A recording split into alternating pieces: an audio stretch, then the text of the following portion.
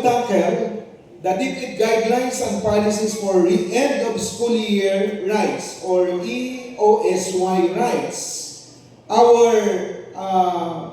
Department of Education implement strict and recurring guidelines to ensure that end of school year rights, including graduation and moving up ceremonies, remain learner-centered, meaningful, and free from unnecessary expense or pageantry.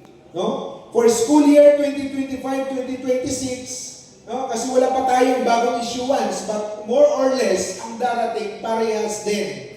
No? But ito, reiterate ko lang sa inyo because these rights are primarily governed, no, by DepEd Order, Department Order number 009 series of 2023, no, with annual updates through the issuance of subsequent memorandums or memoranda coming from Central Office.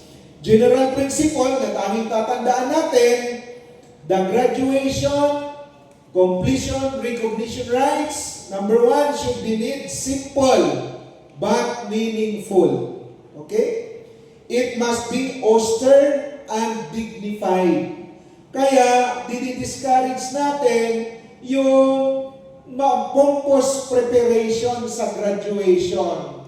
No? Mayroon dyan, porket sasabihin ng school, kay sir, donation itit PTA na nagpipakpaking catering services kami, that is highly discouraged. Hindi po tayo naniniwala dyan na walang contributions. So austerity measure should prevail in your graduation or completion exercises.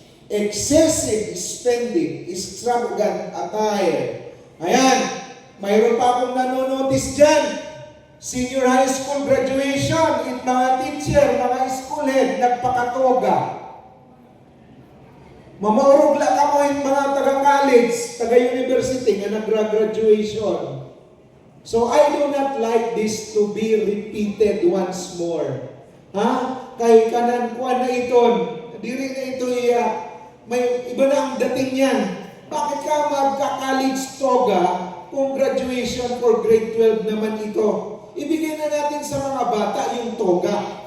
Wag na ikaw, school head or district head. Kaya yung mga nagpaplano dyan na magtutoga kayo para gibabaysay ka mo in the high stage, diri po ka mo it is starring it aton graduation program.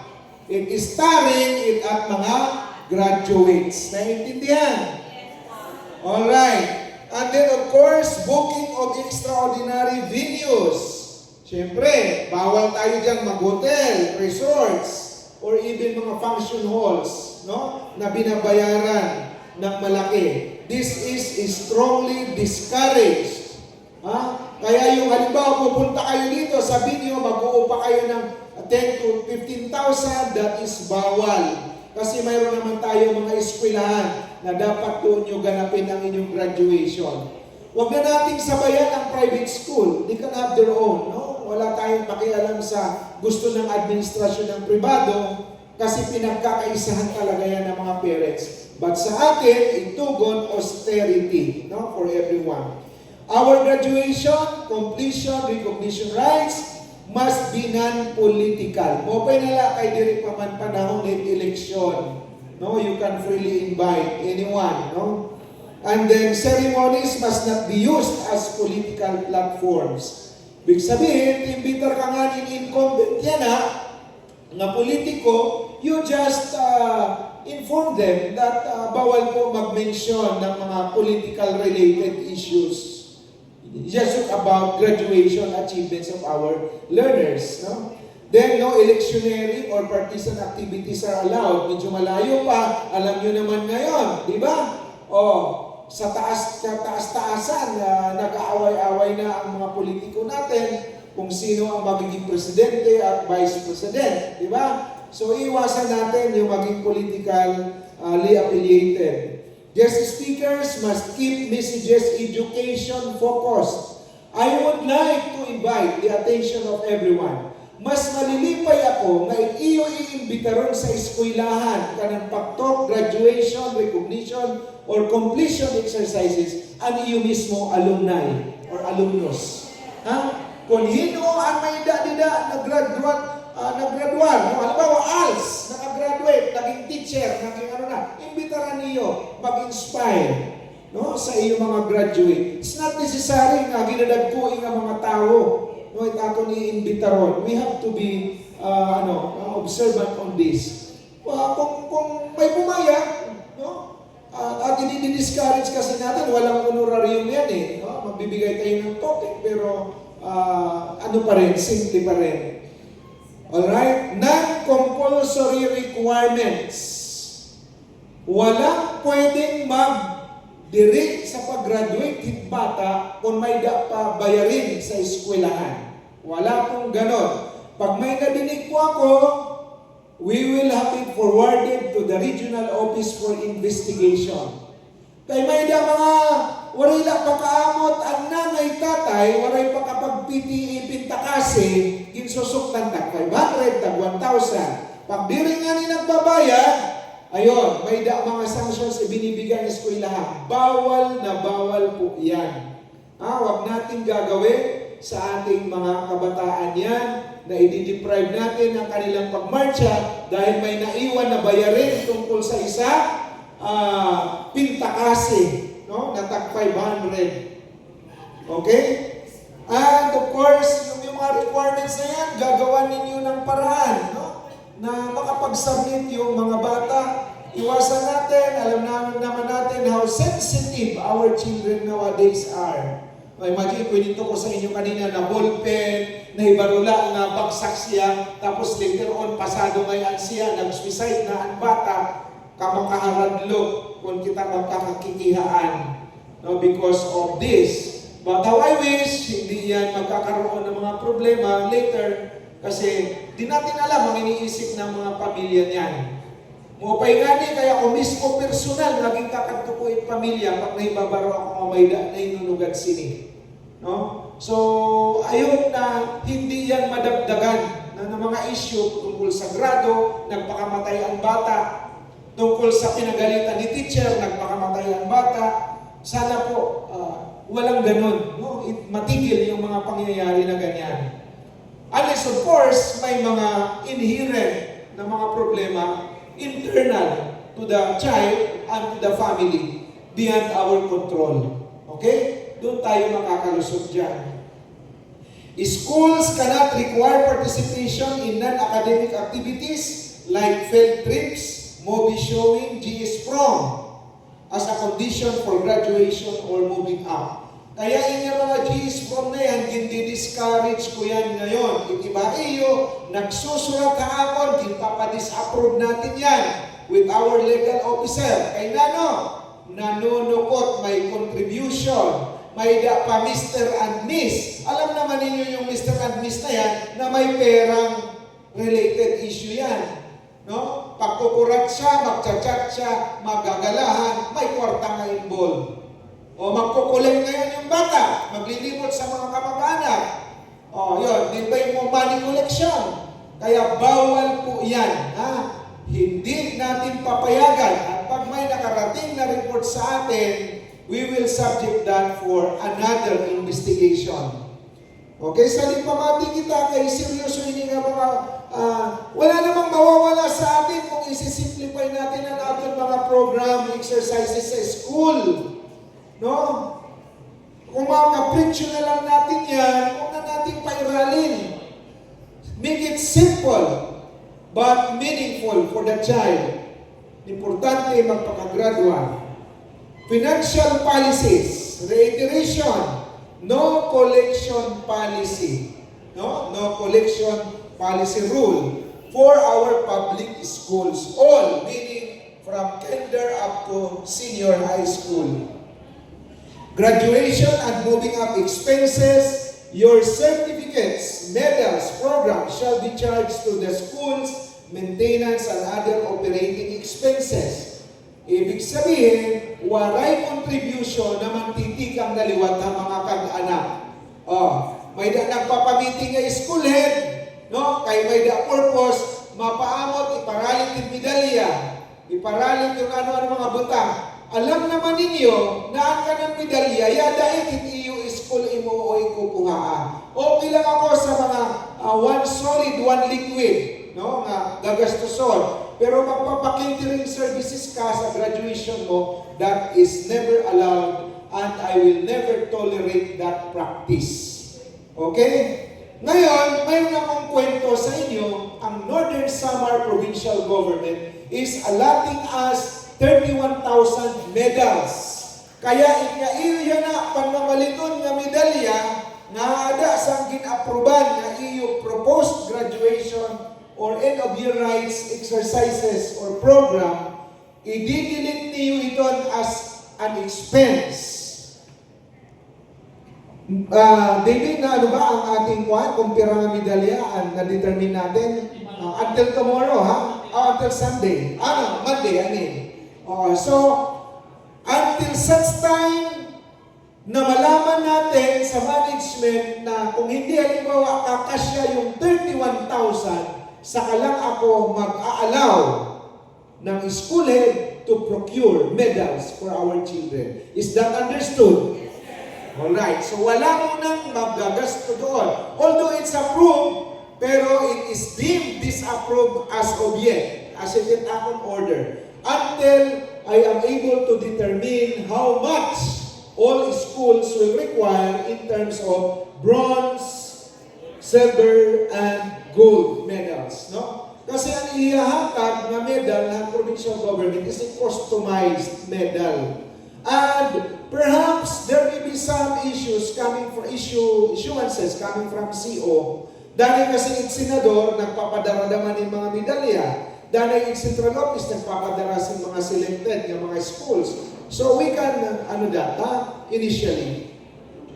Ngayon, kung halimbawa mag-imbitar ka mo yung mga guest speaker, kung ini nga yung guest speaker na imbitaran, malupad pa ini mag-aeroplano, tapos iyo pag-aaragmutan, please, i-discourage ko ito. Unless the invited guest speaker assumes himself that traveling expenses.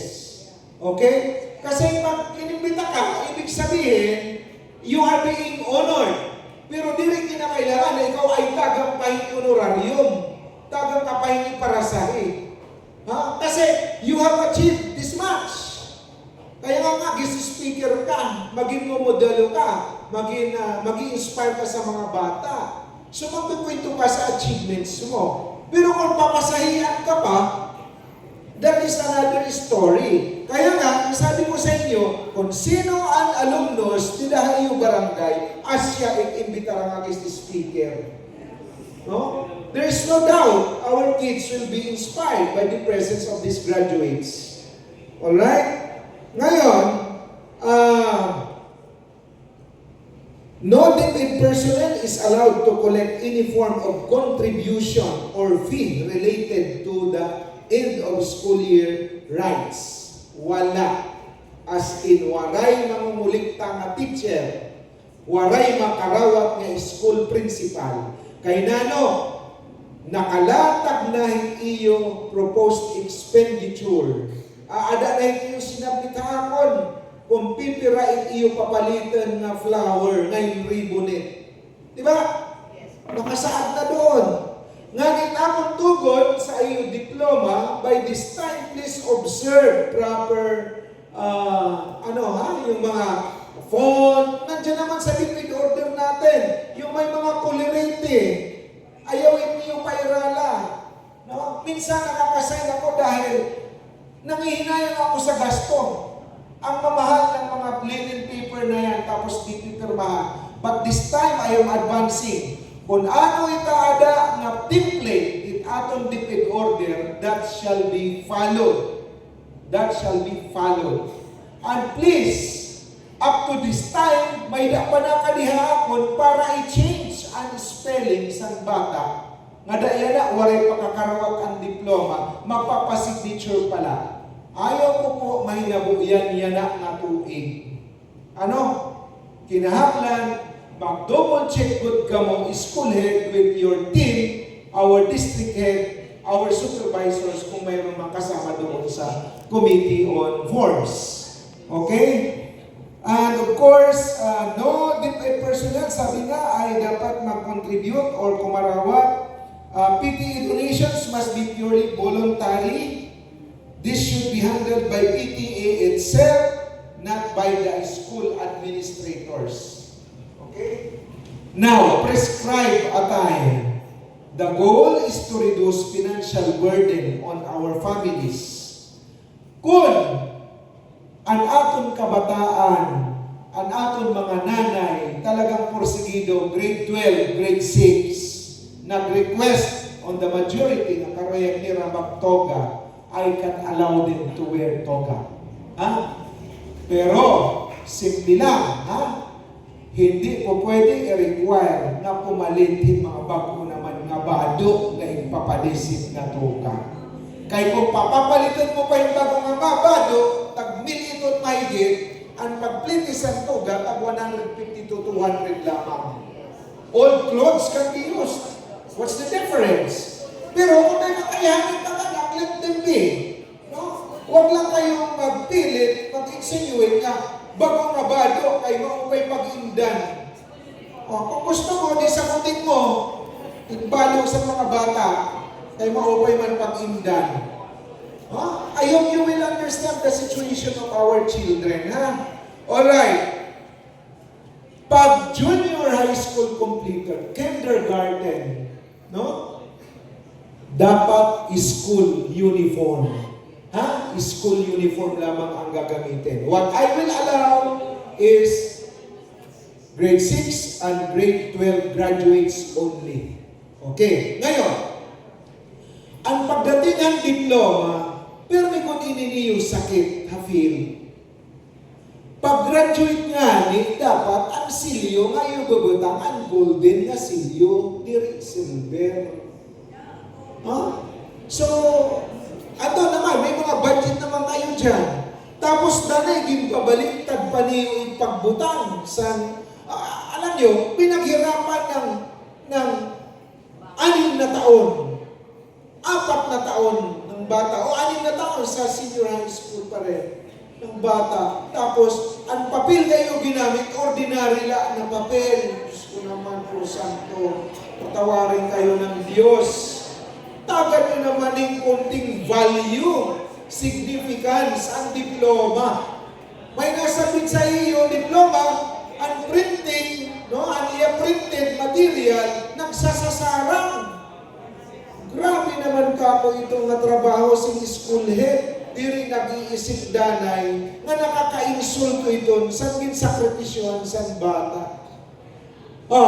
Mayroon nag-graduation sa inyo. It iba may jacket, it iba waray. Ano ba ito? Nakalagay sa inyong proposal na lahat ng mga diploma ay mayroong jacket na bibili. Pero bakit actual graduation, walang jacket na nakalagay? Igin kain ang kwarta. This is my warning to all of you, We will double check. Pagdating sa liquidation ninyo this time, lahat ng mga bookkeepers mimitingon ko kung ano ang nakasaad dito sa iyong proposal asin akong karuyang makita didi na pinagkagastusan. Alright? Meron akong pinayagan sound system 8,000 kasi napakalaking eskwelahan. Mayroon naman akong pinayagan 5,000 depende sa laki ng school at saka depende sa dami ng graduate. Okay? So, yun, yung mga importanteng tugon natin. Alright. Ngayon, pagdating sa senior high school, siyempre, napag-inuso naman inihaaton, nagamitin toga at the same time, nagamitin sablay. What is the pleasure? Sino yung mga senior high school dito? Secondary schools, first district. Nagamit ba talaga ka mga sablay? Alright, you please stand. Lahat ng senior high school, principal. Gumagamit ba talaga ng sablay lahat? Yes. Bakit? Kasi gusto nyo ipakilala by specialization. Tama? It's okay. Walang problema dyan. Alright. Pero kung Should the parents prepare na, sir, darang kakulangan naman kwarta, kareg naman school uniform lang, it is okay. Huwag niyong pipilitin. Sige. Kasi optional na actually ipaggamit. Ang ako naman hinahabol din sa eskwelahan, we want the aesthetic value, lahat ng pakasablay. No? Okay lang yun kung talagang pinagkaisahan. No? But it should be decided, no? In consultation with the parents, no learner shall be excluded for inability to afford them. Ito, pangit dahilan na naman inihin suicide. Waray pang-atin dirang graduation, kay waray bagong abado, waray bagong uniforme, waray paralit sin sablay. Sana walang ganon na mangyayari sa Northern Samar, ha? Of course, simple formal or semi-formal attire will do, no? With the use of toga. Sabi ko nga, hindi dapat ipilit na bago yung damit ng ating mga kabataan. Okay? Scheduling and safety. Our venue, as much as possible, ceremony should be held within school premises. Within school premises. Swerte yan, may mga covered court. Pero kung talaga mapaso it panahon, it eskwelahan niya ading, didihalo yung ablakado, ang plaza, we shall allow that to be conducted in the plaza. Huwag lang masyadong malayo. Para sa safety and security sa kabataan. Lalo ngayon, ang projected na magiging weather is super init, no? Kaya mag-iiro din kita. Pili din kita yung venue na appropriate para ito katitiro. Alright? Lalo na sa heat index, dapat may pandunggod at kabataan. Para maiplasa, kung mapupwede, naharani man la sa eskwelahan. Due to ceremonies being held during hot months, no, DepEd advises conducting rites in indoor venues or covered courts with good ventilation. Asa na nagsinusugan? Scheduling ceremonies during cooler hours, early morning or late afternoon. Early morning or late afternoon. Participation rights, syempre, graduates ang grade 6, grade 12, they are entitled to receive a diploma. Completers, kindergarten and grade 10, participate in moving up ceremonies. Yan na yung kindergarten at saka grade 10. Ang IRA certificate, pwede na itong taga niyuhin, nga silver. No? And graduate at gold. Okay? And then, receive a certificate of completion. No? Inclusivity rule, no learner shall be excluded, embarrassed, or penalized due to their attire. Huwag tayo magpapahiya at bata dahil wala niya ipanalit sin sapatos. Inability to give voluntary contribution. Kung waray man niya ipahatag, huwag pagpipiriton. Ayaw pagpirit kasi nga no collection policy naman tayo. No? What are our key policy references? DO number 009-2023, updated multi-year guidelines for end of school year rights, school calendar and activities for school year 2025-26, and the succeeding one, yung bago na darating. But for purposes of our interpretation, wala namang nagiging ibang laman dyan, kundi tema. No? So we shall wait for the theme this year's graduation in the new DepEd order to be released. I think that is very soon kasi nasa 4th quarter na tayo. Okay? Are we